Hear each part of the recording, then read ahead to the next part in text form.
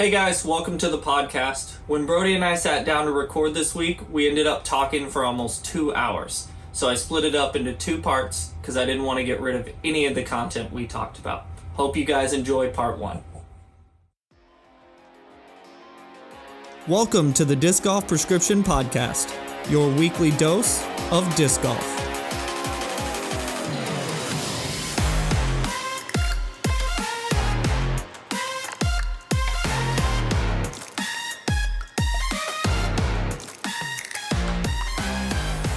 Hello and welcome back to the Disc Golf Prescription Podcast. I'm your host, John Nicholson, and today, I don't think my guest needs much of an introduction. I have with me the Darkhorse himself, Mr. Brodie Smith. How are you doing today? What's going on? You have now made it. I have made it. Not until now. I have made it. Well, I am super happy that you're joining me on the podcast today. Of course, man. It's been something I wanted to do since I started the podcast, because when I originally started it, I was looking to kind of tease out the details of people who've gotten very good at disc golf very quickly. Mm-hmm. And I think you might top that list. I can't think of too many people who've gotten much better faster at the very least. Not the most improved player, though. By whatever metric they're using.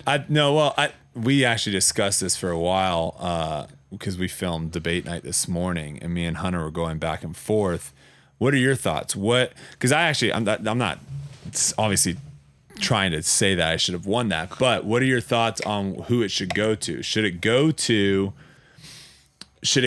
and I know this is your show and I'm asking you a question right off the bat. This is perfect. But do you think most improved is someone that was, because it obviously went to Gannon on the MPO side. It went to Gannon, but Simon was like right there, right? I guess that's fair. Yeah. But like when you look at those two guys, like in my opinion, those two guys went from, let's say, like 10th, 8th in that range. Maybe some people might say Simon didn't have, because like last year Simon was kind of hurt a little bit and didn't tour that much. But like Simon was a top player and then really, cemented himself as one of the best players by winning 4 times. Gannon last year was also a top player, but was much more into the mix this year and also taking some big wins, including a major.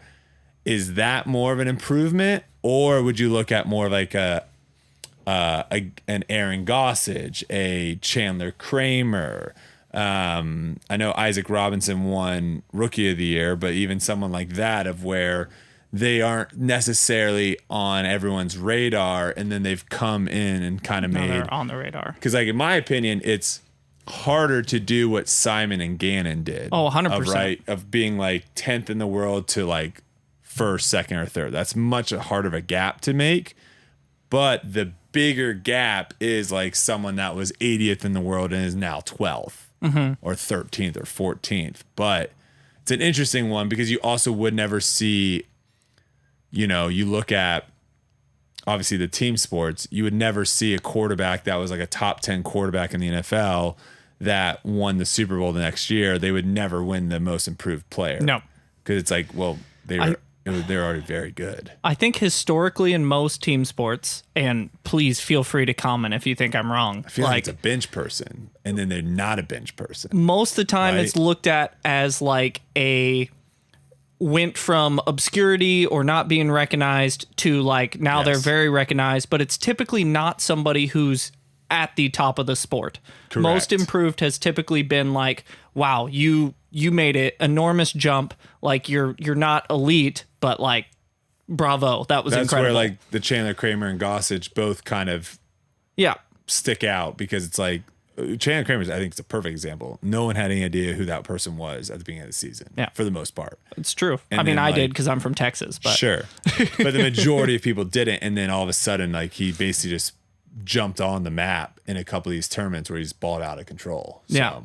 And then I think the other way to look at it is the way I think the Disc Golf Pro Tour did it, which is like, what was the most impressive improvement as far as statistics from last year to statistics from this year, which I think is a very rigid way of doing it. But yeah, the Gannon and Simon argument there is spot on for that, because that's the most impressive improvement. You saw the new thing that UDIS just came out with, where it was like the best rounds of the year. You saw that? Yeah. That's such an interesting metric because the metric is based off of what you should have shot, the player. It looked like the metric was in, gosh, I could be wrong on this. It looked like they measured it by Z-score, which is like they're basically taking the field average of what you shot and how much that stood out, like how many standard deviations I thought away. it was based off of your skill level. I don't know. That's what I thought it was. I thought it was...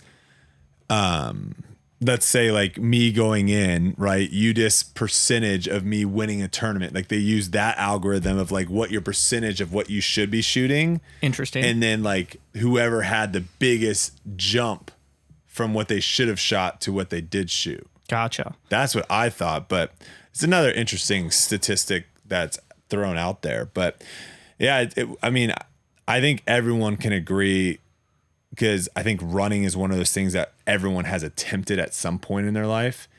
And we all know, like right now, if we all just went out, you don't run at all, you run out and you like have like let's say you run the mile in 9 minutes and you're just exhausted, you're puking, whatever, right? And you're just like, oh my gosh. You do like a couple weeks of training, you can knock that down to like 7.5 minutes easily, pretty quickly. Those first gains are the easiest. Yeah. And then as you go, like now all of a sudden, like, you ran a 6 minute mile at the end of the year, but for you to go from a 6 minute mile to like a 5:30, that might take another full year. Yeah. So it's very similar to disc golf where, you know, you just start playing your first 6 months, you can get way good compared to what you started at. But then every little bit after that, it's harder and harder and harder to get better and better. Yeah, which I think highlights even more like Gannon and Simon's improvement is like they're already at the top of the sport, and to improve that much while already being at the top in that short amount of time is very hard. But with a Gannon thing, is like the reason why it's like, I mean, he's just young. So we haven't seen, like, that's the other thing, like most improved, in my opinion, should maybe even go to someone that's like been on tour for maybe not, maybe that's a dumb idea, but like I could see it go to someone that's been on tour for like 5 or 6 seasons and then they did something differently in the off season and got drastically better. Yeah. Like I would be shocked if Gannon just plateaued. So like where his skill level is this year, next year he's just like doing the same thing. Yeah. Like my guess is like he's going to continue to get better and better and better because like he's just not at the age yet of where his peak performance, I guess, would be at. Yeah. But you never know. Also, these individual sports, a lot of things like you got to have bounces go your way. You have to have rolls go your way to get W's. So there could be, you know, he could easily go out next year and not get a single win. And there'll be people be like, oh, he got worse or he didn't have a good season. Yeah. It's like, well, it's just hard when you have to beat that many people. Well, it's hard to quantify that too. Like, what if he goes out in top fives every event next year but doesn't win? Did he have a worse season? People are going to say yes, but like, win, yeah, that's so hard to quantify something like that. Like he got better, but yeah, I mean, that's where I think you need to if we had better statistics, right? Like if strokes gained was actually a good statistic where everything is accurate and you know that it's actually meaningful, you could see that, you know, his strokes gained tee to green got better. His putting strokes gained got better. His scrambling strokes gained got better. Then it's like, well, yeah, he like statistically he had a much better season. It's just the cards didn't roll in his favor, right? Like he missed a couple putts here and there, but made all the other ones, but it didn't matter then when he needed, you know, there's a lot of factors that go into an individual sport and like getting down and winning it when it matters. So yeah, I'm with you on people care about wins and losses. So at the end of the day, people are going to look to see like how many wins did you have? And that's going to matter more than anything else. And that is what they will remember. Yeah, that is for sure. The top guys are going to be judged more harshly than everyone else. So perfect. No, I love the debate right off the bat. I haven't had enough debates with guests on the show, so there you go. That's one thing I was really looking forward to. I knew you'd come in with something. Yeah, when you were talking about most improved or whatever, I was like, I got to bring this up real quick because I think it's a good one to have. Like you need to have. you need to have like that fan base and people watching where they're avid of like, no, Simon should have won. No, Gannon should have won. No.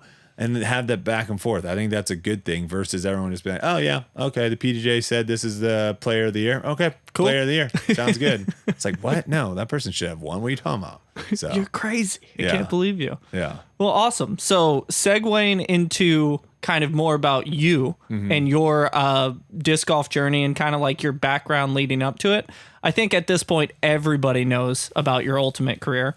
And then obviously you got very good at golf in between disc golf. But what I actually don't know about is like, what was your athletic background like before ultimate, or was there an athletic background? Yeah, I pretty much growing up, which I was actually just telling Kelsey this the other day. I was like, I think this is the game plan for a kid that wants to play sports or enjoy sports is like, now I saw this on like a TikTok and I was thinking about it. I was like, yeah, that makes a lot of sense.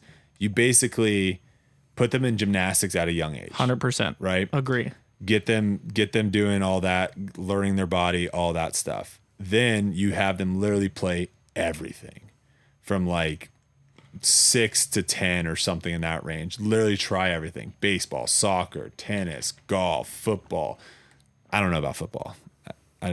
I might not put my kid in football. I don't know.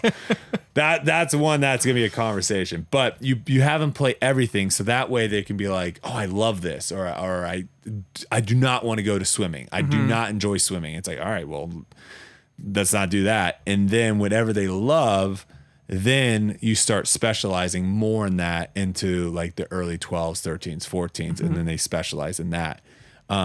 Because another thing too, and this is something that I'm very I think this is 100% in sports or in work or in any relationships, anything.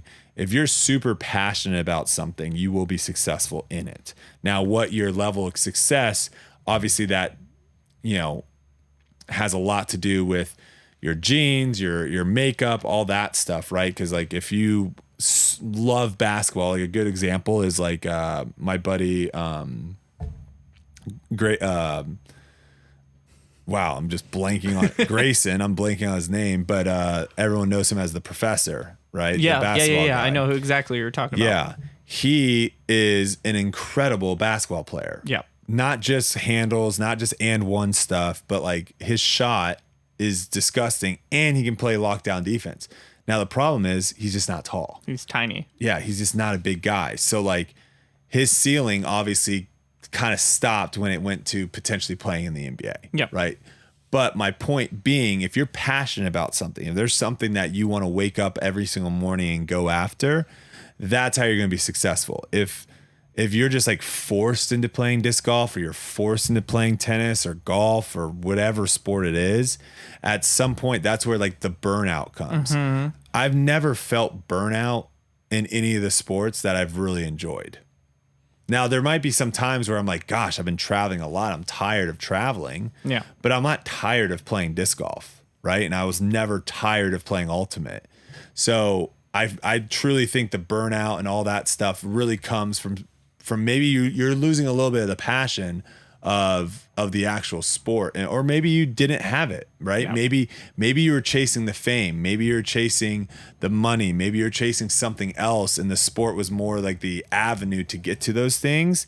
And later in your life you learn like, oh man, like that stuff's not as important as I thought, and so you kind of lose off. So I would say that is huge, and I probably didn't do the best way growing up, kind of segueing back to my upbringing. I did not go to gymnastics. Probably should have, just because how anti-flexible I am. But I did everything growing up. I did all the sports, tried everything. And then the problem was I never really sat down and specialized in anything. I basically I never was willing to make the next jump. So I would become one of the best golfers in my age group in my city. I would become one of the best tennis players in my age group in my city. And then I never would make the jump to be like, well, let's play like state tournaments. Let's play national tournaments. I never did that. And my mom was always very supportive, and this is where I think she might have been too supportive, to where she just let me basically just, when the going got tough a little bit, and maybe I needed that little like, no, you're good at this, keep going, just you'll break through. She was like, oh yeah, you can go basketball, you can play basketball. Oh yeah, you can go and do this. So I really bounced around a lot as a young age, and then when I went to high school, I really, like, through middle school, I loved basketball and I wanted to play basketball. But then when I went to high school, like, everyone hit their growth spurt, and I was super late to my growth spurt. I didn't get tall. Like, I was 5'7", I want to say, most of my high school career. That is crazy. Yeah, there's to think pictures. About. Yeah, there's pictures of me with like not tall high schoolers, like not tall kids, and I'm like a shrimp. Yeah. And I really hit my growth spurt, and I hit it hard because I remember, like, there were so many nights where I just couldn't sleep because my growing pains, like my legs were literally just stretching throughout the night. And so, like, I would just scream. My mom would come in, just like try to rub my legs down to try to get me back to sleep. And I grew, I don't even know how much, but I grew a crap ton in a matter of like a summer and a half or something. Like, it was pretty nuts going into like senior year, summer, freshman year is kind of like when I started getting taller. But I played, so at that point, it kind of knocked me out of like any sport that required like an athletic build. So I did all the sports that didn't require an athletic build. I did cross country, I did track, I did tennis, and I did golf. And those were like the 4 sports I did kind of throughout at different years, but those were the 4 sports that I played throughout my high school career. And I found ultimate through the cross country crew, basically. Obviously, those 2 things go hand in hand, lots of running. And so we would play like once a month, I want to say, the cross country team. We would just join up with the Frisbee club at our school. And it was very unorganized. It was very much so like, how many people are here? 40? All right, we're going to split it into 2 teams of 20 on 20. Here's the field. Let's go. No one knew what they were doing. No one knew the rules. No one knew how to throw anything but a backhand. So it was very like basic beginner stuff. Yeah. But that's when I first kind of fell in love with the flight of the Frisbee. And people talk about this all the time about just how cool it is to watch a Frisbee fly. But then on the flip side, how cool it was to be on the receiving end and try to catch the Frisbee. Yeah.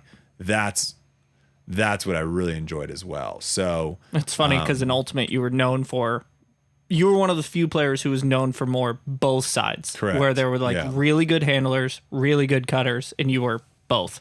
Yeah, I was definitely one of the first. Tim Garrett, Kurt Gibson, some of the other guys that went down the Florida pipeline, they also were that way where they could play both ways. They could play defense. They basically did everything. But yeah, Florida was definitely my freshman year in Florida. We were definitely like one of the first teams, if not the first team, that was like, no, we're going to have our best players play everything and do everything. Where a lot of other teams were like, this is our starting 7 offense. This is our starting 7 defense. And it's like, you're a thrower, you don't go downfield. You're a defender, you don't. And we were like, well, no, this guy's better at throwing than our handlers are. Yeah. So we're going to have him do that as well. So, yeah, I mean, I kind of saw it from them, and I knew, like, for me to have a position on the team, I needed to be good at everything. And so that's where I just put in a lot of time and effort to just practice everything and try to figure it out and ask a lot of questions and all that.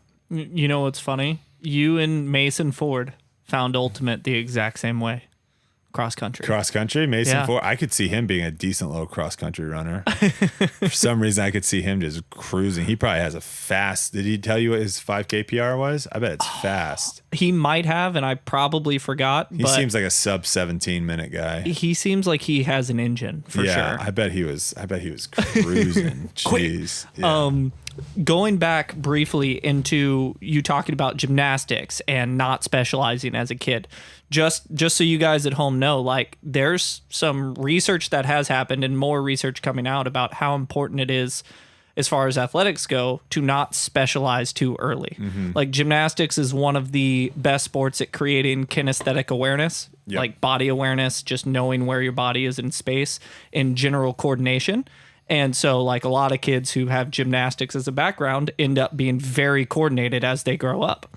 And then specializing too early is heavily linked to burnout. Obviously, there are exceptions where like gold medal gymnasts were always like gymnast, or like some football players, and there's exceptions in every sport where they just love it. Tiger Woods, correct, specialized. They just happened to find the sport that they love, and it worked out for them. And it was all in all the time. And like that's why there's people like that who are the best, who have been like they just never got tired of it, and it worked out. But in most cases, not specializing, really doing everything, developing a wide variety of skills ends up being really, really good for your athletic career later on. For sure. Yeah, no, it makes a lot of sense. And, that's kind of like the question of like, are you gifted with hand-eye coordination, or is that something that you learn? Yeah. Right? The nature versus nurture argument.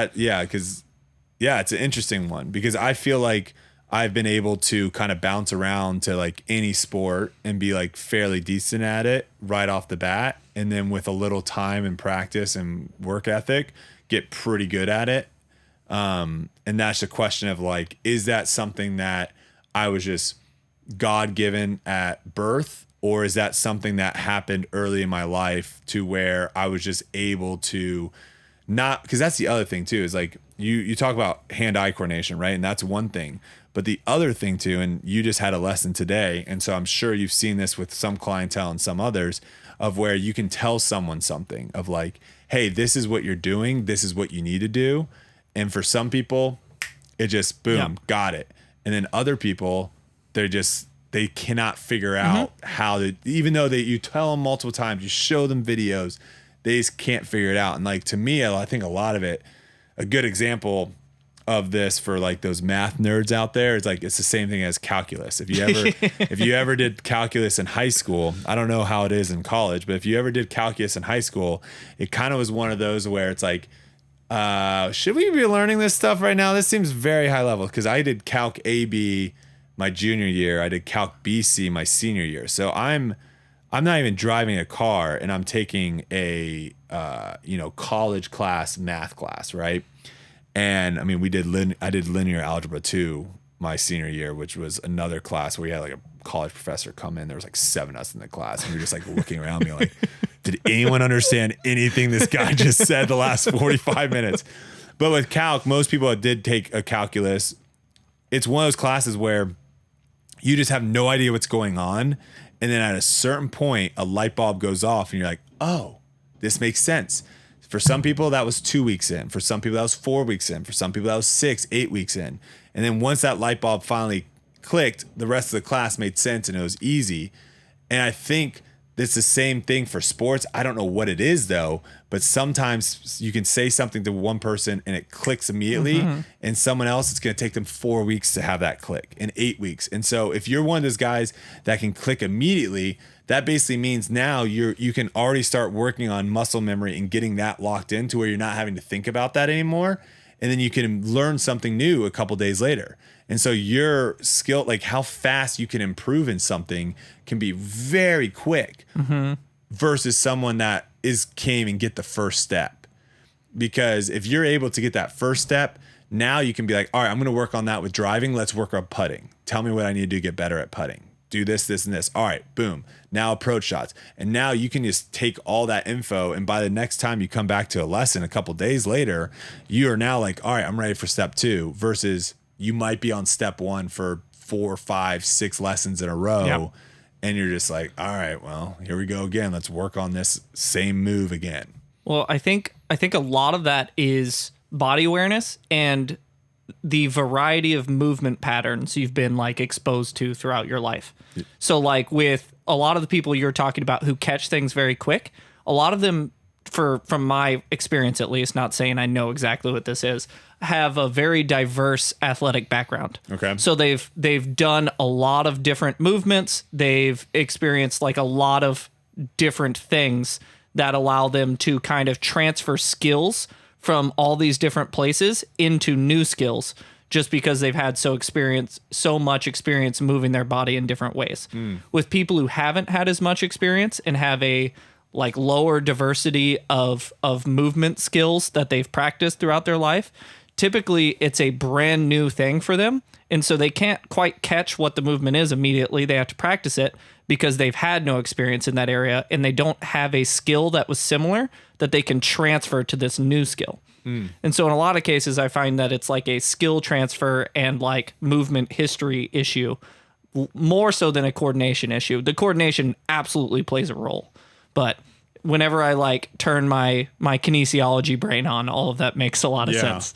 Conor McGregor like jumps out at me when I think about someone that is so skillful in the sport that requires a lot of athleticism, hand-eye coordination, footwork, requires all that. And then you watch the guy shoot a basketball or try to throw a football or try to throw a baseball.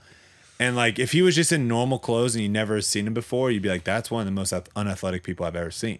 Yep. But then all of a sudden you put him in that octagon and you're like, oh my gosh. He just flows. Right. Yeah, incredible. So, I mean, also the, foot-eye coordination, hand-eye coordination, there's probably some stuff there as well. Cause like my foot-eye coordination is probably not nearly as good, but then again, like I also played like a lot.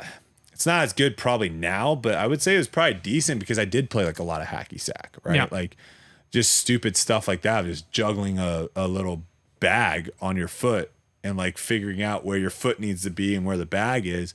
Like when you're playing that game, you're not really thinking like, oh, I'm actually getting better at, moving my lower body to where it needs to be. But that's essentially what you are doing. You're just having fun. Yeah. So if you're doing a sport that doesn't really require hand-eye coordination, let's say, and that's all you ever do, and someone throws something at you to catch,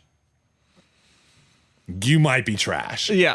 Yeah. Who knows, right? Yeah, you might be scared. And I mean, yeah. So yeah, I mean, it's very interesting, but it's one of those two where this guy, I heard this story about this guy. Again, like TikTok is like full of information. I get all your info well, from. I get little like snippets of like I'll see like something like 10, 15 seconds and then I'll go research. I'll go research it. So this guy basically said his theory was like, if you train someone, and it goes back to like the passion thing, right? Yeah.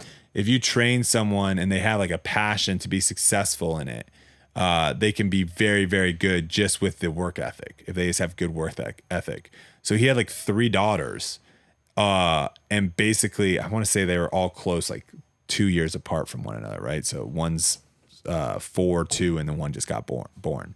And like he put them in chess, and like they all within I don't know how many years of their life, but at one point in time they all became like top chess players in the world. Wow. And it's like, what are the odds of that, right? Like, did he just get lucky 3 times? Or is there something too of like, well, no, if you just start a kid at a young age and you're like, hey, let's get you doing math problems, and you're just constantly doing math problems, like he's probably going to be a math genius at a certain point in his life if he's just constantly doing it. And so that goes back to the whole like, but again, chess is more mental. So maybe that's more on the mental side, because the physical side, like, yeah, we've seen like disgusting football players and basketball players and stuff like that. They're just too small though. So it's like that I think is where the genetics come in, is like, if your sport is restricted by size. Yeah. Like you can be a disgusting volleyball player, but if you're not over 6 foot, if you can't get over the net, you're not going to, you're just not going to work out for you. So. Yeah.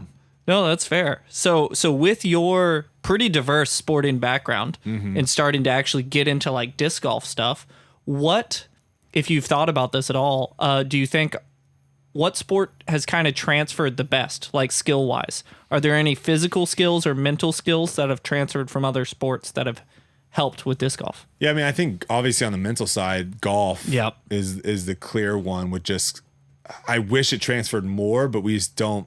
The games are so different. Like golf is so, and I don't know if disc golf will ever get this way, but golf, there's so much more that goes into every shot, right?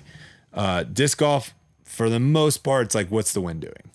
And that's pretty much it. A little bit of uphill, downhill, depending, but yeah, a lot of what the wind. What is the wind I doing? could see that. You're right. Yeah, there's some courses that factors in. And there's some courses where like the slope of the green is a little bit different, so you got to figure out how you want the disc to come in. But for the most part, you step up and you're just like, all right, I'm just throwing this shot. In golf, there's just so much more like where to miss. What's your lie? Are you in the rough, the fairway? Do I want to hit a lower club with less spin? Do I want to hit it back and spin it back? There's so much more that goes into it. And even off the tee, like we're starting to see some holes where, and this is what I love and I hope to see more, where your tee shot's not, I'm just going to throw it as far as I can.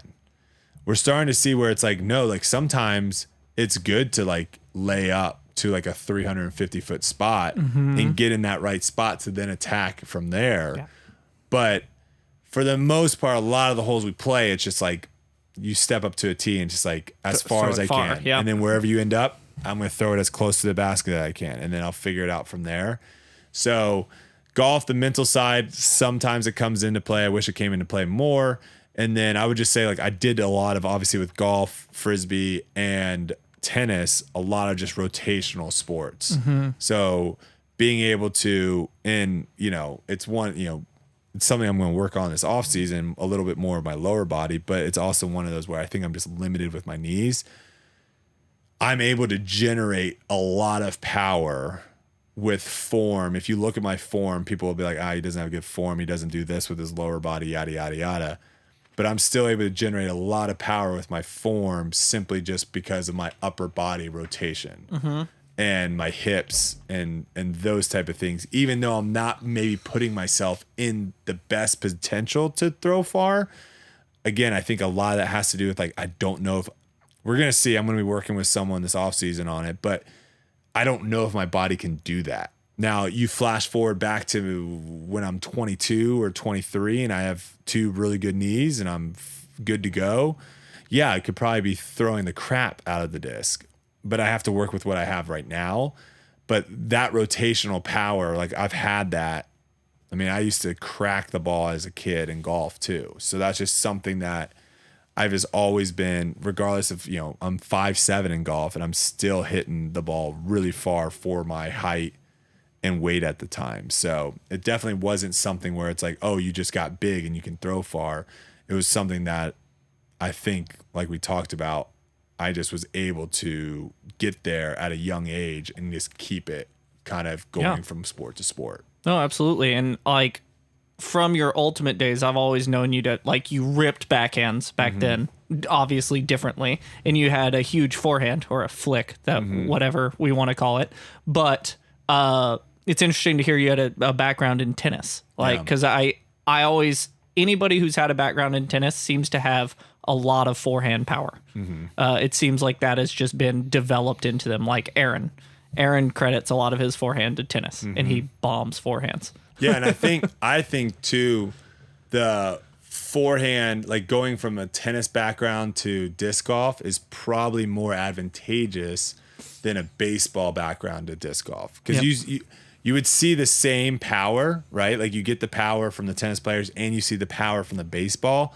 But I think baseball, I don't know if you get the same manipulation of the disc. Whereas tennis, I think the fact of like hitting a slice, hitting a topspin, you're working on different kind of... It almost helps angle control. Correct. Where baseball, the way you're throwing, obviously there is a little like sidearm stuff, but obviously I think a lot of people just throw big sidearms with disc golf because they just have that rotational power, but also they have the shoulder strength, they have the elbow flexibility, they have all that all comes into it, and they just got to figure out how to now do it with a disc. But I don't see, and I could be proven wrong, there might be people out there, but I just don't see the baseball players having the same like flip up forehand, soft touch like Anheuser flex. I will say it's much more rare for me to see somebody with a baseball background who prefers to throw Heiser forehands. It seems like it's very overstable, chop. Lots of power. Over the top. Lots of power.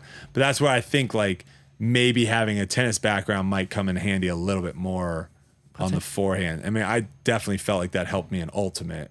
And then, but yeah, I would also be the first to tell you that I think Ultimate is more disadvantageous coming from Ultimate to disc golf than advantageous. I think you're better off. Like if you had a pick at the very beginning, like should I just go straight into disc golf or should I do like 2 years into ultimate or 3 years in ultimate and then switch?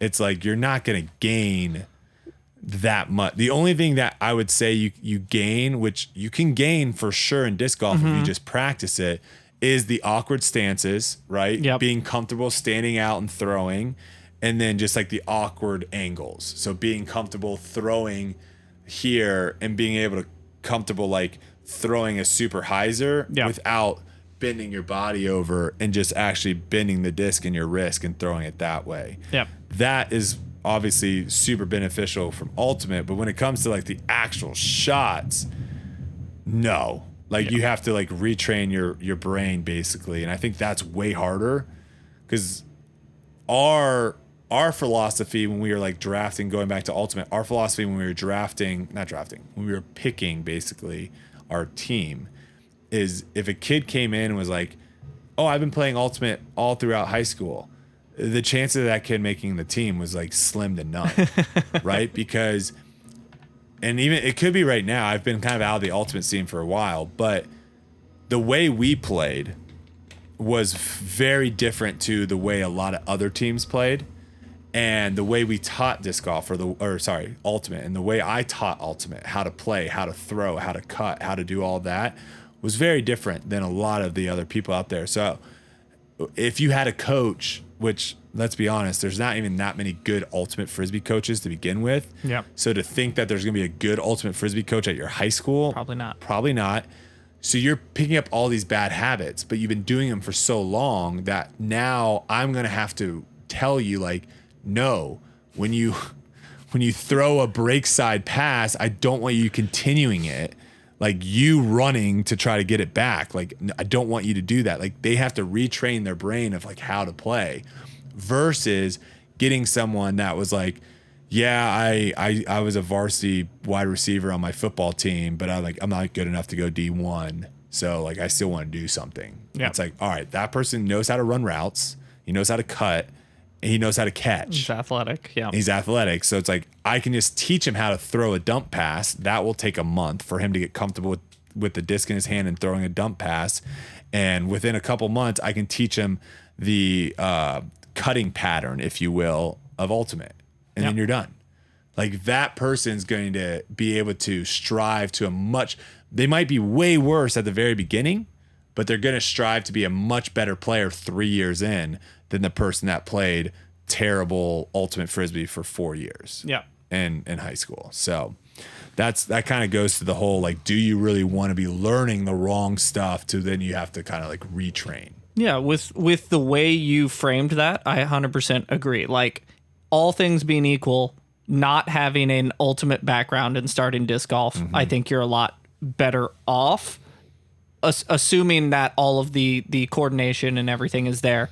I think in most circumstances though, having somebody who's played ultimate in their background generally is pretty familiar with throwing, but there is a process, which I'd like to get into your process, where there's a lot of skill transfer, but there's a lot of breaking down bad habits. Like my first time throwing a disc, right? Like my first rated round or whatever you want to say, after I think it was like maybe 2 months after practicing in disc golf, probably was higher. Like my skill level at that point of only playing disc golf for 2 months was higher probably than a lot of people that have been playing for years. And a lot of that is attributed to what I learned from ultimate. Yeah, you'd been throwing disc for a long time. My point more is if you want to break through that barrier of just being like, oh, he's pretty good at disc golf. If you want to, because I think if you're good at ultimate, you could probably be pretty good at disc golf. But if you want to break through that barrier of being pretty good to good, and if you want to break through that barrier of being good to great, you have to go backwards. You have to suck at throwing a Frisbee. Yeah. And that's the part that's really hard, I think, for a lot of people is they were so good at throwing a Frisbee that in their head to be like, to throw a disc well, I have to now suck at throwing to get better at it. That's a tough, humbling transition to make. So yeah, I mean, I agree with you in the sense of like, yeah, just coming straight cold turkey off into disc golf, you're going to have those skill sets that transfer to where you can get by. Yeah. I mean, but it takes real hard work to. Yeah, I was throwing Nuke SS's. I was throwing Nuke SS's as my like.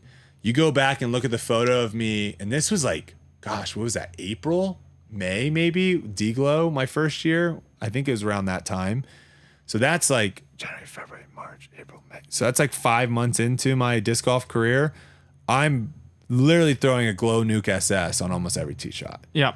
And like now looking back at that, like that's a roller disc for me. Like if I throw that normal, that thing is flipping over and turning into a roller. So it kind of just shows you of where like you can find discs that kind of get you by. But we all know me going to a course and being like, what's your go-to driver? And I'm like, a Glow Nuke SS. Like that person's not doing well.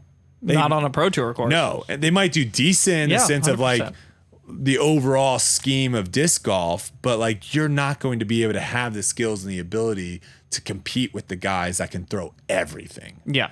And that's the huge thing is like once you start being able to throw the overstable plastic and throwing them on hyzer and doing all that, it's just a different game. It's just you're playing a completely different game. Well, and it's much more consistent. Correct. People who like, and this speaks to my skill set as well. We're playing a 500-foot hole.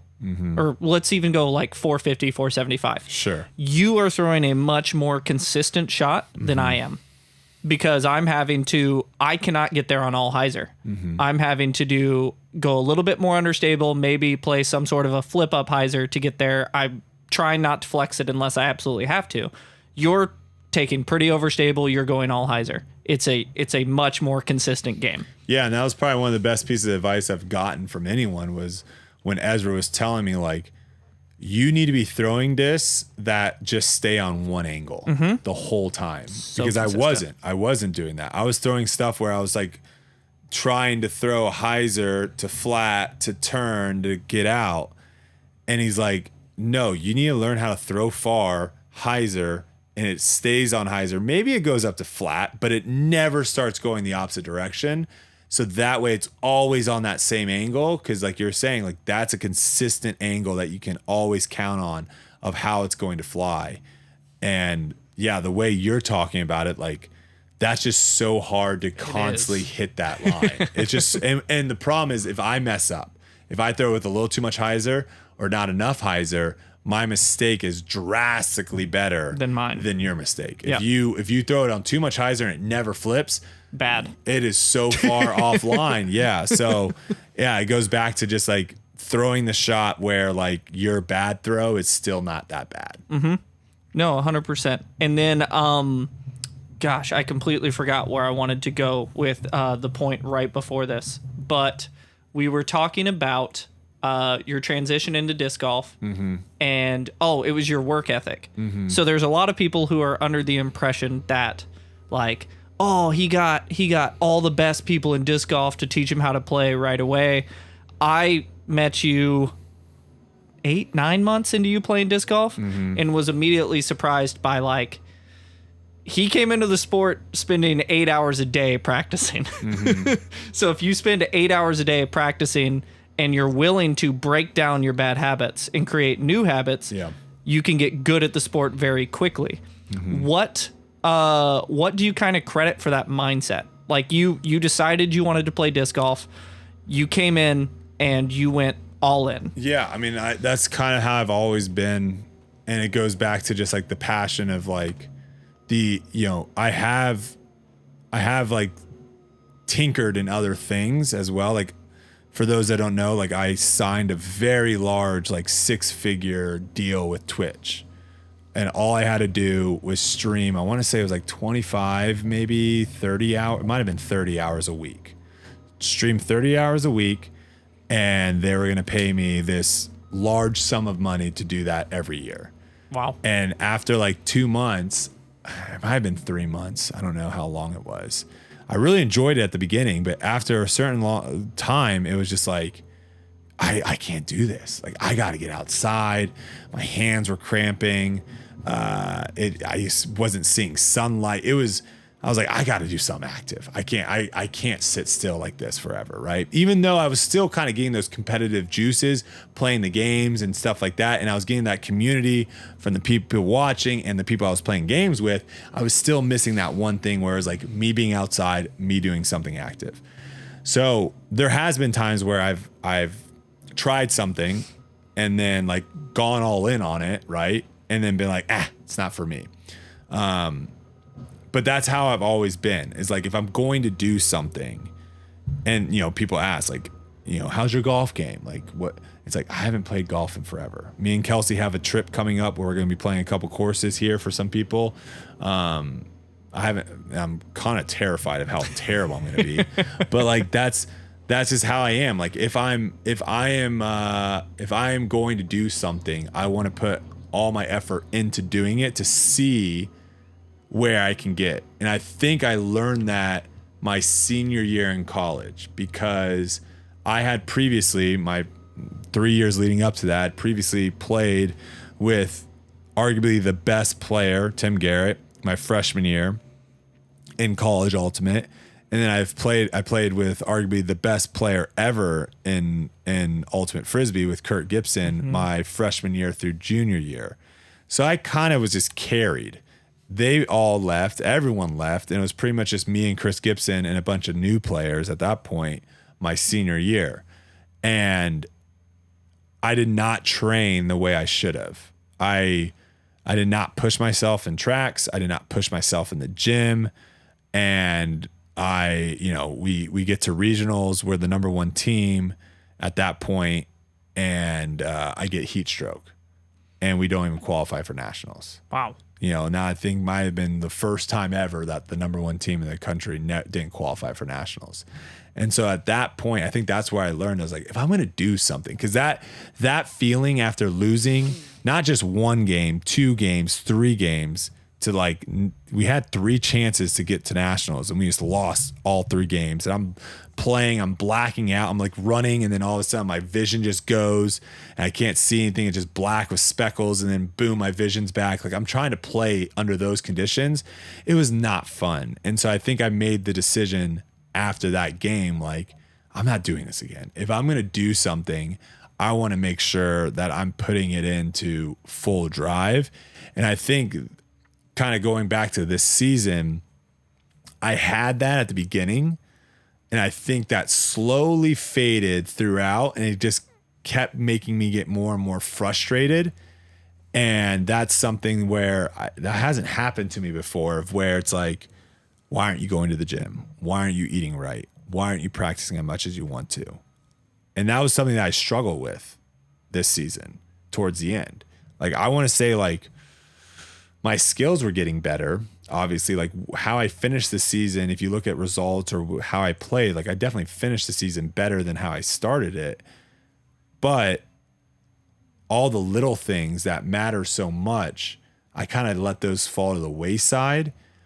And so now I'm kind of almost relapsing to the what ifs, right? Like I'm having those what ifs of like, gosh, I could have done this, I could have done that. So like now I'm like, I don't have that many years left in me. Like my body at some point is going to be like, dude, you're done. Yeah. Like I feel that. Yeah. Wrap it up. You're done. And so it's like, what am I doing? Why am I wasting these opportunities? And that's what each of these tournaments is. Each of these tournaments is an opportunity to be successful. And I'm just wasting my chances. And so like this off season, like it's pedal to the metal. And now I know too, like, what not to do on tour and how bad. Maybe it's just been a while since I had, because like the first 2 years, like no one was expecting me to do anything. So you can kind of get by, whatever. But like my expectations for myself are very high. Mm-hmm. And, first 2 years I was able to maybe make excuses for myself. I got Lyme disease. I got COVID, whatever. This year I had no excuses and I did not like my results. So I got to look at myself and be like, bro, like I do not like how I feel at the end of the season with how the season went. I don't want to feel that way next year.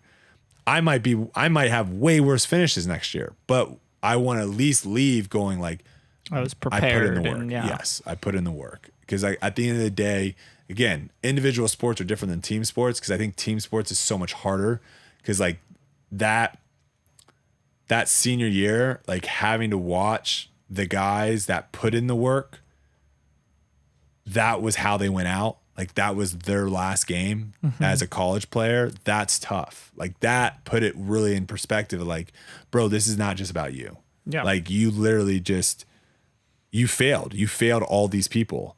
And now it is just about me. There's no one else, whether I do good or not, like no one else is affected on tour. So it's more of an internal struggle to constantly battle with the, you did enough today. Yeah. You don't need to go to the gym today. It's cold. Yeah, you can do that. Yeah. So that is the struggle. And yeah, we'll see if I have a successful off season. No, I very much hope you do. I'm looking to kickstart my off season as well. This is going to be my first real off season in 3 seasons. I'm looking forward to it. Let's get it. I do kind of want to segue back into these 2 years of touring, and then we'll talk about the first year as well, because it sort of laid the foundation. Before that, I do want to mention, I can't tell if the audio is affected, but we have a bulldozer. It's currently stopped, but it was going absolute ham out there a second ago. It wasn't too loud in my ears, so I think you might be all right. Perfect. So I apologize for the audio if the bulldozer is on there. Nice little ambiance noise. I know, right? It's great. So 2020 was your first year touring. Yeah. Briefly take me through like kind of the lessons you learned in 2020 and 2021. Obviously, both of those seasons were hindered by the first season was Lyme disease. Yeah. And then the second season being COVID. Which doesn't mix well with Lyme disease. And so those were, regardless of the unfortunate outcomes that happened in them, they were great like foundation years. How do you look back at those? Yeah, I think a lot of that, was just like figuring out my game, because I think a big misconception in these individual sports is you have to do things a certain way. Yep. Right.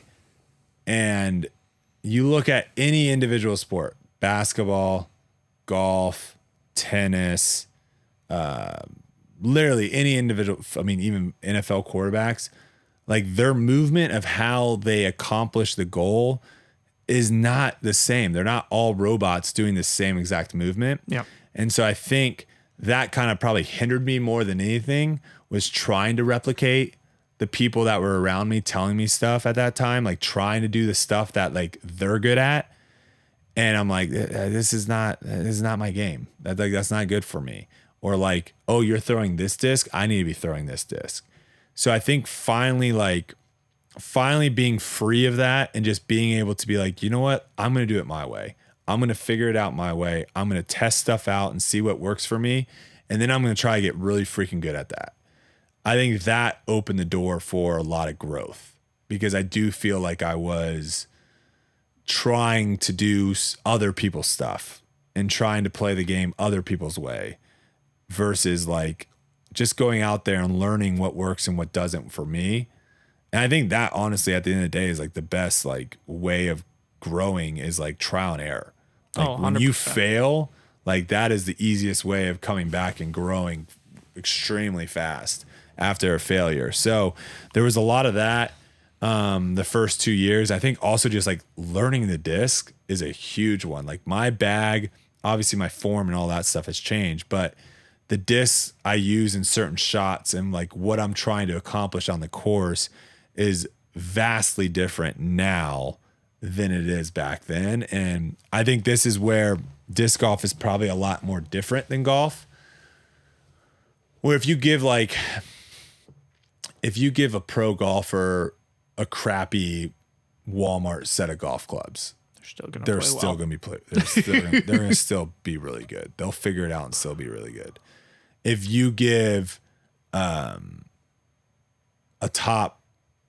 pro disc golfer a crappy 4 or 5 discs, or just discs they don't even know, and have them play a pro level course, get wrecked. It's not going to be good. I mean, heck, go to any of those videos of where you do like the island, like the Jomez Island things. And they don't know what the discs are. They don't know what they are, or they know it's really, really flippy, and like they can't throw a flippy disc because the way they throw is this specific way. Like I was explaining that to someone the other day.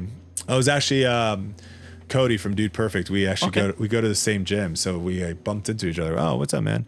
And we were talking, and like, you know, they're Dude Perfect. They're a bunch of golf heads too. They love golfing and stuff. And I was kind of explaining to him, and I was like, imagine if you had 3 drivers in your bag. One, you swing normal, it goes straight. One, you swing normal, and it's a nice little draw. One, you swing normal, it's a nice little fade, and you don't have to do anything different. How much easier would golf be? It would be so much easier. Mm-hmm.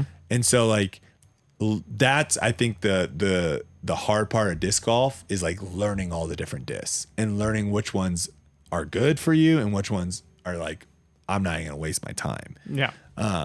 So that was a huge growth aspect for the first 2 years, to where like now I pretty much have my bag set. I don't really foresee me. There's a couple discs that I'm like looking forward to adding to my bag next year.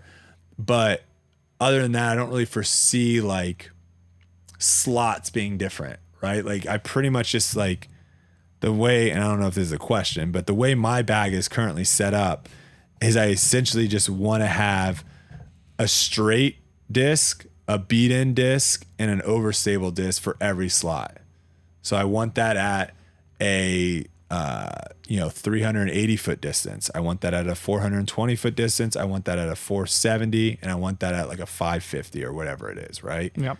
And that's pretty much it. Yeah. And like, you just figure out those slots, and then you just fill the discs. It makes life simple. Yeah. As simple as it can be. Yeah, because there was tournaments where I had like 4 discs that all did the same thing. I'm like, what? Like going back, I'm like looking back, I'm like, why do I have those 4 discs? They all did the same thing. Like that makes no sense. So like, yeah, just making sure that you have those slots filled with the right disc, and then you're golden. Perfect. No, that's great advice. And then coming into off those 2 years into this year, obviously we just talked about how you just don't feel like you quite had the preparation you wanted this year. Yeah. What has it been like kind of elevating? What are you ranked in the world now? It's like right around 20? In the world? No, UDisc hates me. Gotcha. I think I was going off PDGA maybe. I can't remember exactly what it was. I don't know. I finished 27th in tour points. Okay. UDisc, I don't know. I have such a hard time climbing the UDisc world ranking. It's nuts. It's nuts. It's a weird one too, though. Think about this.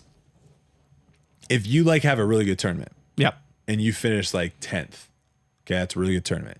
But like on the Pro Tour, yes, it is. But all the other good players all have really good tournaments, so you don't beat any really like top players. You just beat a bunch of like non-top players essentially. Yeah, like you just doesn't change. But if you get 10th at a tournament and you beat a bunch of top players, and a bunch of top players don't have a great tournament, and they finish 12th, 14th, 15th, now your UDisc also changes it a lot. Yeah, I think. I don't know. There's times where I'm like, I'll finish a tournament. I'm like, oh my gosh, I can't wait to see when I jumped up. And it's like, I dropped a spot. I'm like, what? So I don't know.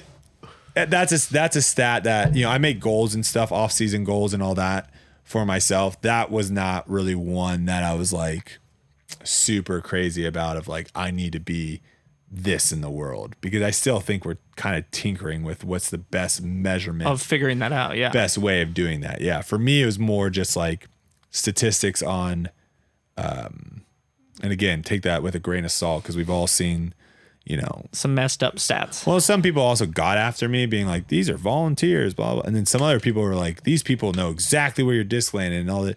And my whole point was like, we love the volunteers. We need 100%. We need the volunteers. These tournaments would not be good without the volunteers. But sometimes the volunteers are just, they don't know what's going on. Like as far as like where your disc was, if whether it's circle 1 or circle 2 or there's a lot of times when it's their first time. Correct. And I 100% don't blame anybody for it being their first time doing it, but that I would rather have a new person doing it than no person doing it at all. 100%. Yeah. But that affects the accuracy of the statistics is our Correct. only point. Correct. And then you have some players who are very like adamant about doing it themselves. And I don't necessarily think players should be putting in their own stats. That's either. also kind of nuts. Yeah, because then you can make it as good as you want it to be. That is that's a nutty thing. Yeah. Because there was at one time where I was like that, right? Where I was taking my own stat. I think it might have been my first year. I was like taking my own stats, and I was like, I'd finish the round, I'd be like 100% circle 1X. And I'd look at my thing and it'd say like 83%. I'm like, what the heck? And like there's a way where you can email someone and be like, hey, I didn't miss a putt inside of circle 1. And they're like, oh, okay. And they just change it. 100%. So again, statistics, does it really matter? No. Like someone's not, well, I mean, I guess some people do brand themselves as the best putter or the best driver. That's been happening in the past 2 years. That has happened. So I guess some people kind of make, I guess that kind of whatever, but I hope people aren't lying. But the point is, I think statistics are important for like fans and media and stuff like that to talk about, and broadcasting.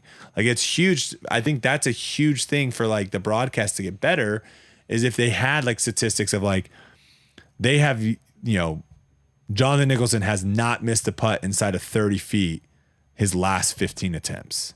That sounds so much better than Jonathan Nicholson is 100% inside of circle 1. Yeah, because it doesn't tell you what it is. I don't get, I don't get much from that. So, but yeah, that I kind of just went off. But that's how I kind of gauge myself of like how my season went.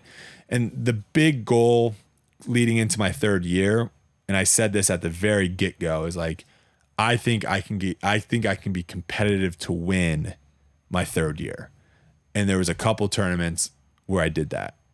I would have liked to have been more than a couple tournaments, but there was a couple tournaments where it might have been the first round. It might have been after round 2 or whatever. Like I was in the mix of potentially winning a tournament. Now, obviously a lot of stuff would have still had to happen for that to work, but that's what I wanted to do my third year. And I got a little taste of that. And like, now it's like, all right, how do I get that more? How do I get back to that place more often than I did? Yep. And how do I take one down? Like that ultimately is the main goal, is like to 100%. Win, right? Like, I think that's why we all should be out there.